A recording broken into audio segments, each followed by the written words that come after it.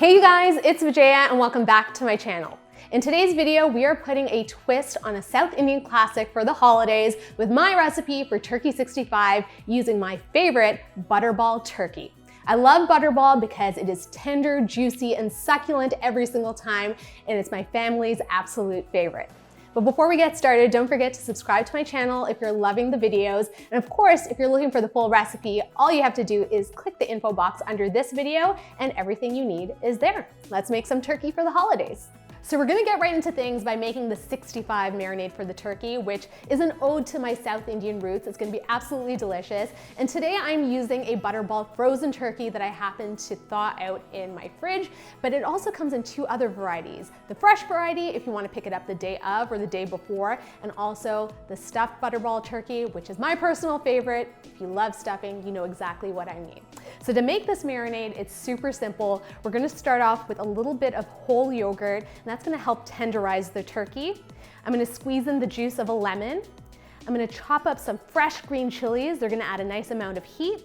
We're gonna grate in some fresh garlic, some fresh ginger, and now we're gonna go in with our ground spices. So I have my homemade blend of garam masala. We also have some ground coriander powder, a little bit of turmeric, and beautiful fiery red Kashmiri chili. I'm gonna season things up with a little bit of salt.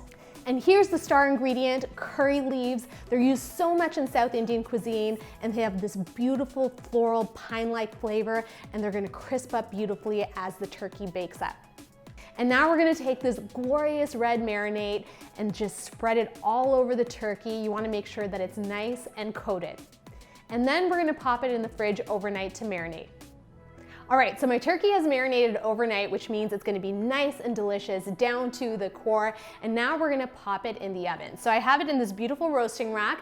My oven is preheated to 325 degrees, and you're gonna cook your turkey, depending on how big it is, for 20 minutes per pound, or until a thermometer inserted in the breast reads 165 degrees, or inserted in the thickest part of the thigh reads 180 degrees. Let's go. And this is what it looks like when it's done, you guys. Absolutely spectacular, such a showstopper. The skin is nice and crispy, it's glistening, and all those aromatics, you can really, really smell them. There's one thing left to do, and that's to give it a taste. Let me cut off a piece. And here goes, a piece with a little bit of curry leaf.